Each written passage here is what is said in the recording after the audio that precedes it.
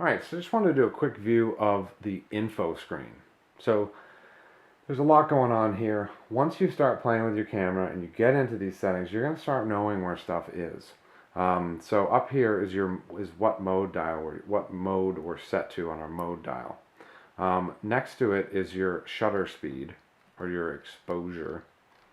You can see that changes when I roll this. The quotes, double quotes, means that's seconds, the number of seconds that you're on, and that's bulb mode. And the one over to the right of it is your aperture setting, and that'll be pretty recognizable once you start seeing 1.8 and 2.5 and 2.8. If we go down below, this is our exposure, and that'll tell you whether you're perfectly exposed, underexposed, or overexposed. And if you do use exposure compensation, you'll see that it's set right here with a plus and minus. And if we turn our exposure compensation off, you can see that it goes away. That goes with flash compensation as well. So if I press my flash button and then turn compensation on using the front dial, you'll see that I now have a flash compensation icon here. That'll tell me that it's on. So that's a quick way to know what settings you've got going on. The icon will go away if you're not using it. Your metering mode is here. Your picture control, which is set in this menu item, is there, C2. FX is just telling you that you're using the full frame of your full frame sensor. It's kind of a silly thing to show. Below here is your autofocus points. So, for instance, if you're using just a spot autofocus, this will tell you what point it's using. Or if you scroll through your modes, you'll see that you have a number of different options. But that'll display there. Next to that is your ISO, which you can see here.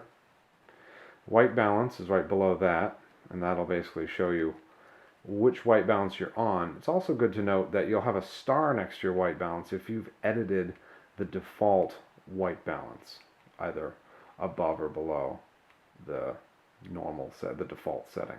And the star will go away when you hit 0.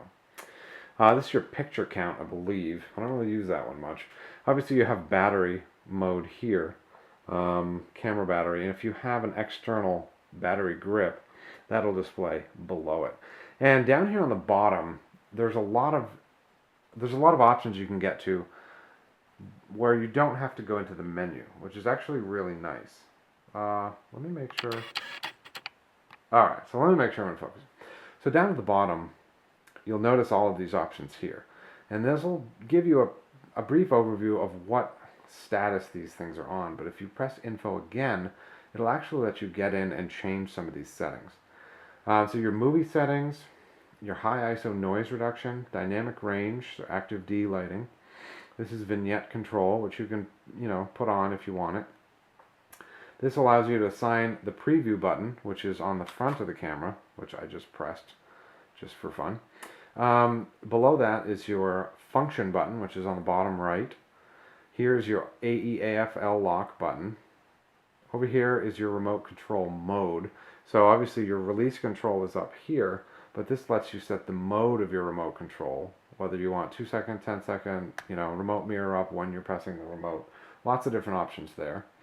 Over here is long exposure noise reduction, and then this is the role that the second card actually plays in slot 2. So a lot of cool options down at the bottom. It's a lot easier than diving into the menu, so definitely get used to that. The whole other side of your info display is when you're playing, or rather when you're reviewing the photos you've taken. Now this is unfortunately a black image, but it'll give you some idea. So if you press down on your D-pad, this will change what you're actually looking at when reviewing images. This is a great view because it gives you your histogram, and if I didn't have a black picture, there would actually be a histogram there. But this also gives you a bunch of other settings that you have, the date, the time, the card that it's on, a whole bunch of different options here. So when you get into your playback mode, just hit the down button and you can cycle through all of the different basically views that you have. The other thing I wanted to show you about the screen is when you're in live view.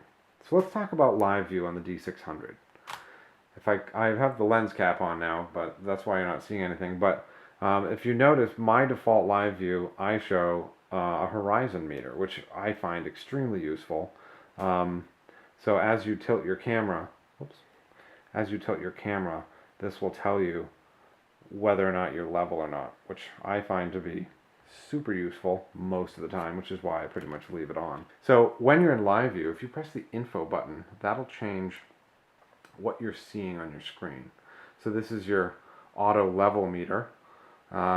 This has a bunch of your settings up at the top. It also gives you an exposure bar down below, which is nice.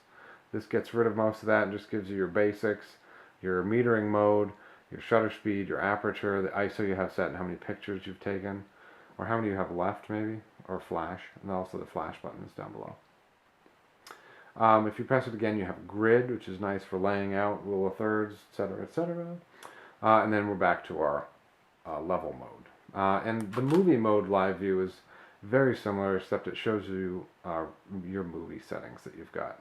It shows you your mic level, which is a nice feature. It also lets you, by pressing this lock button, change the microphone compensation, which is great.